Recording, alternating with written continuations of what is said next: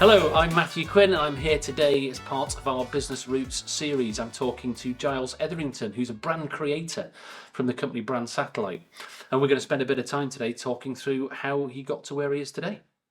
Giles, how are you? Hello, very well, thank you. Good. So tell us first of all a little bit about Brand Satellite. What is it? Brand Satellite is a brand consultancy that works with purpose-driven small businesses.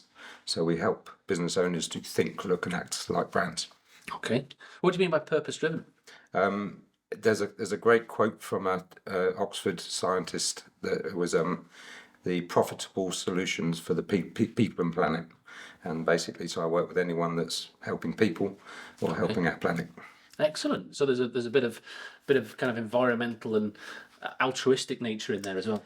There is, yeah. I mean, I basically chose purpose-driven because that's the people I like working with. Okay. I like helping people, and if people are helping other people, then it's a great match. Superb. And what's a brand creator? I help them create their brand, small businesses. So it's the clues in the name, basically. Yes. Okay. Yeah. I mean, small businesses very rarely tend to think about their brand before they start.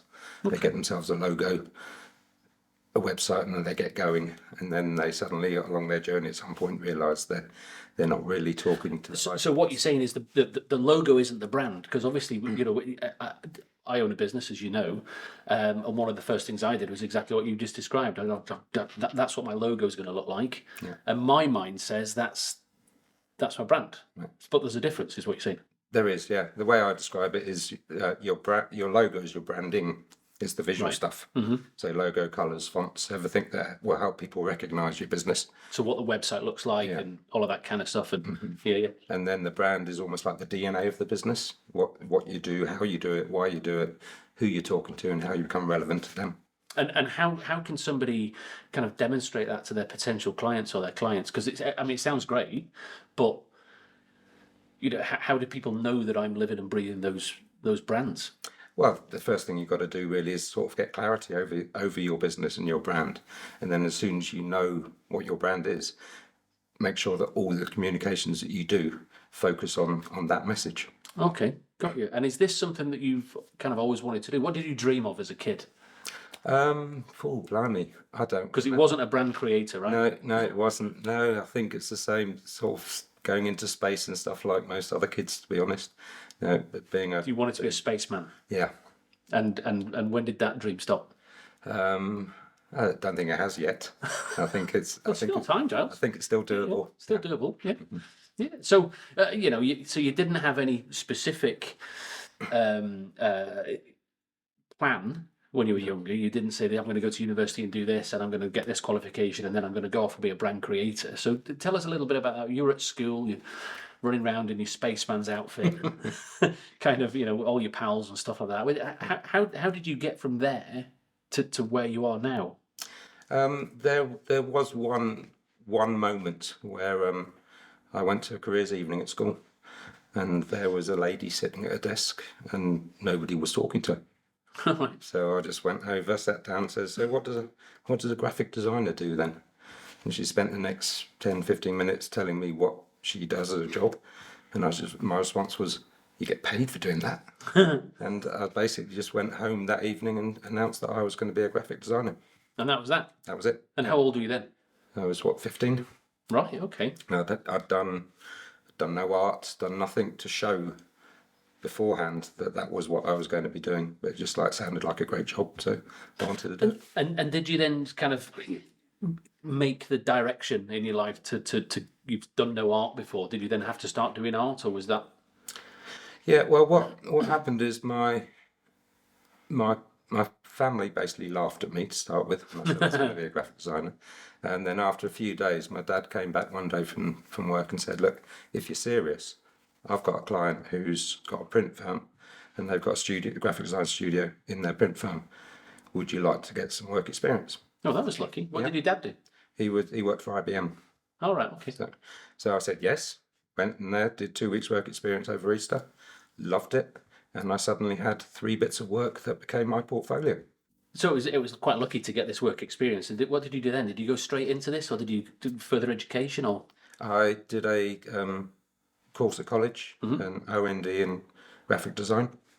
And that's the thing. So that exists. Somebody watching this can go out and do a course in graphic design and then kind of slide into the kind of thing that you do. Yep, I think there's a lot of courses now. The graphic design's become a bit of a thing these days, and there's lots of courses. At the time, there weren't many, but I was lucky to get on a really good one. So where's the jump from between being a graphic now? You will, I'm sure, correct me if I'm wrong, and forgive me if I show any kind of ignorance. But a graphic designer, I might go to a graphic designer to say I want to build my logo. I want my logo to look like this, or I want my website to look like this, or whatever it might be. And that graphic design will go away, and they'll come up with a few proofs and whatnot, things like that. But you said before that the logo and the brand are two different things, and you now work more closely with the brand. So where was your kind of jump? How did you make the jump from there to there? I think the first jump was I did 2 years O&D in graphic design, and then after that I did an HND in graphic design and advertising. Right. And in the second year of that, we had to basically choose between graphic design or advertising. And the way I saw that was, well, graphic design was all about making things look nice, Right. and advertising was all about having ideas. So I chose to go down the advertising route because Creativity. the creativity, Right. Okay. Yeah. and also creativity is all about solving problems. Yeah. So I then went on to have a career in advertising first. So you were employed. Yeah. Before you ran your own business. Yep. And so what kind of thing did you do when you were employed? I was employed by a huge advertising agency called J. Walter Thompson in London. So I stayed there for 13 years in the end. And I was doing writing TV commercials, posters, press ads, and then creating those ads. Any interesting clients?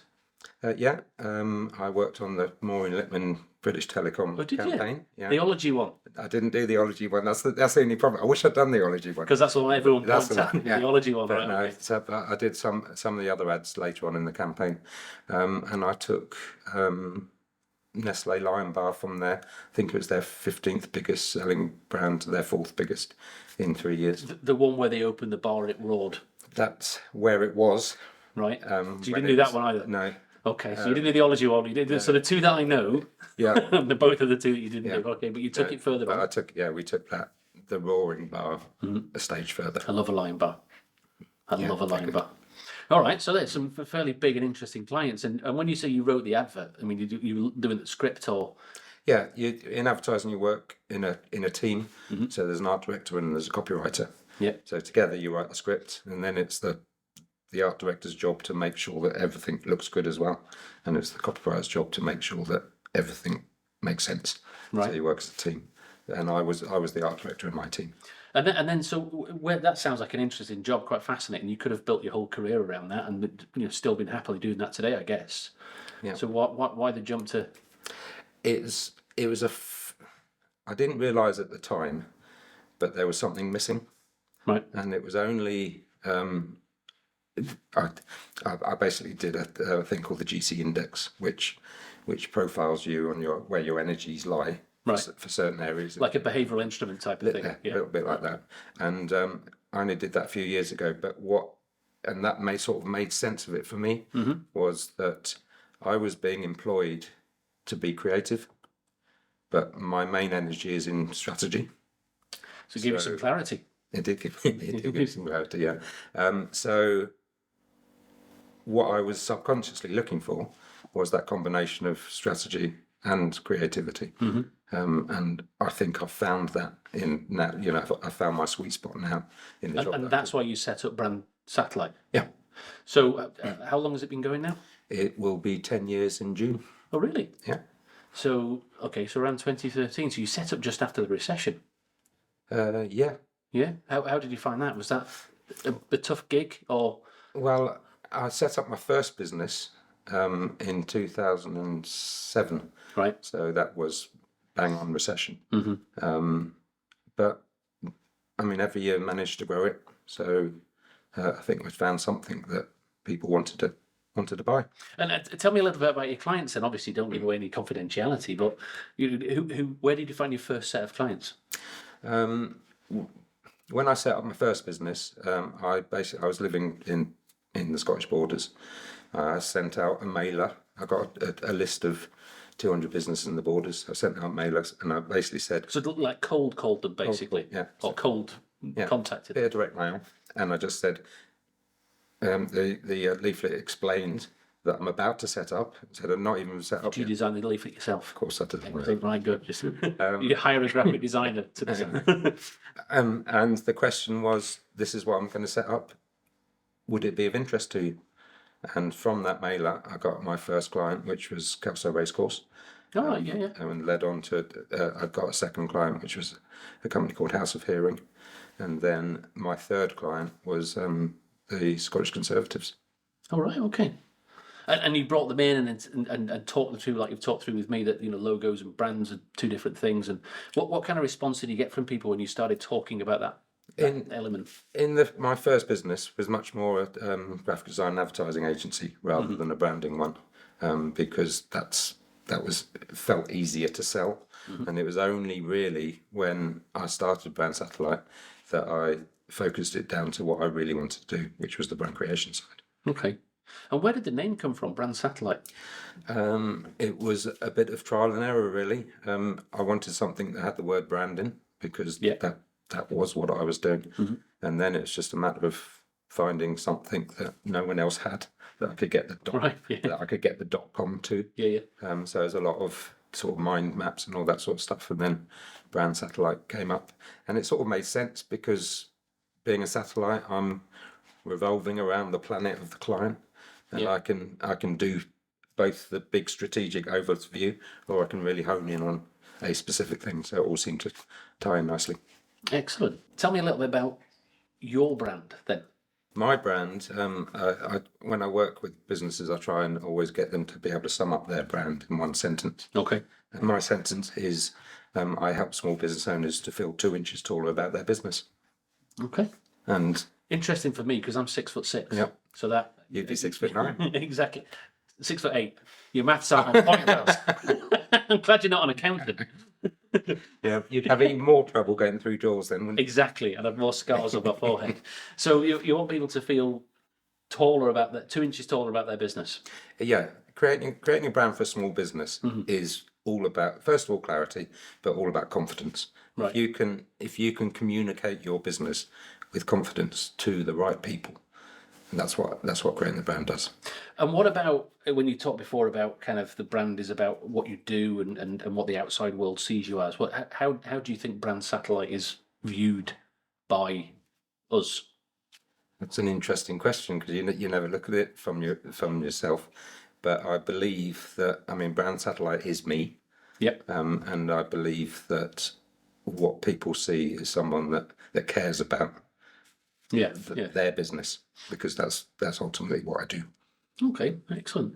So what do you think the biggest challenges have been over the last 10 years? Well, we've had a bit of COVID, we've had recession, we've had all that sort of stuff. Did COVID affect you badly?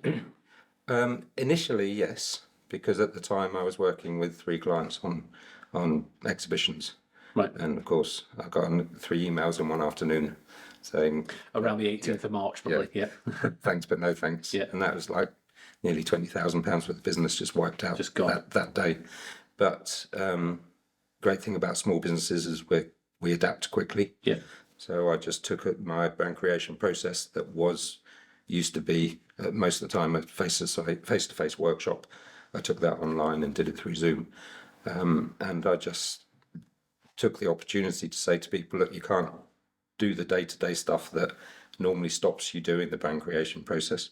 So let's spend the time. And it seemed to resonate, and I actually became busier in COVID than I was before. Yeah, well, a lot of people have said that to us, actually. It's one of those things where, as you say, the dynamism of a small business means you can adapt. And, of course, we both know somebody that can help us out with kind of video training and online marketing and things like that. Presentation skills. All of that kind of good stuff, yeah. So you came out of COVID. What other challenges have you had kind of before and since, apart from the kind of the ones that everybody had? Yeah, I've deliberately this time kept it down to just me as a business, and as that, then you have the challenges of being one person.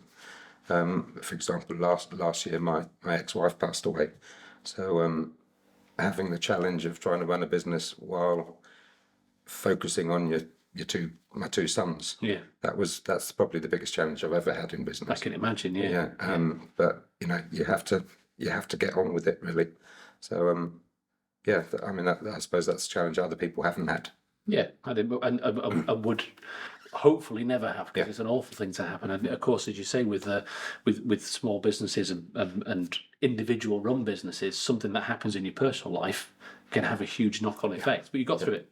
Yeah, got through it, and love to thank my clients as well for that, because they were brilliant.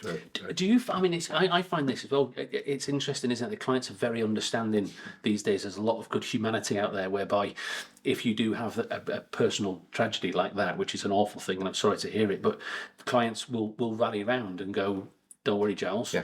We could take a step back, or we could do this, or we can help you with this," and they don't run away. Yeah. They don't go, "Oh, I'll go and find another brand creator then and disappear," because I think client loyalty to small businesses is something that's a truism. It's there, isn't it? Yeah, I think so, and I think it's all to do with how well you've serviced them as well. Yeah, exactly. You've done a great job together. Yeah. Then when And they trust you. Yeah. And they don't want to go anywhere else, and they'll help you out, and that's brilliant. Yeah.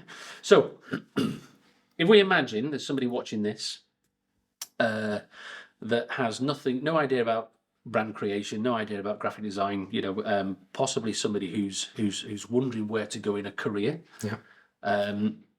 What would you say to them? What would you say to them to kind of encourage them to follow the same kind of route as you followed? I think I'd say probably have a look at it first. Have a real think about what you want to do and what the options out there. Because I mean, yes, there's a graphic design course, but there's lots of other marketing, communication type courses out there. So try and find something that fits you. I mean, some people are creative but not designers, so they probably need to go down the more sort of creative routes that are available. But if you're a real designer, then just go for it. And I would say go to college and learn. I always encourage people to get work experience, because work experience is just brilliant. If their dad's got a client, they'll give them some work experience. That helps as well. That does help. Yeah. Yeah. Yeah. And again, talking about that, take any help you can get. Yeah.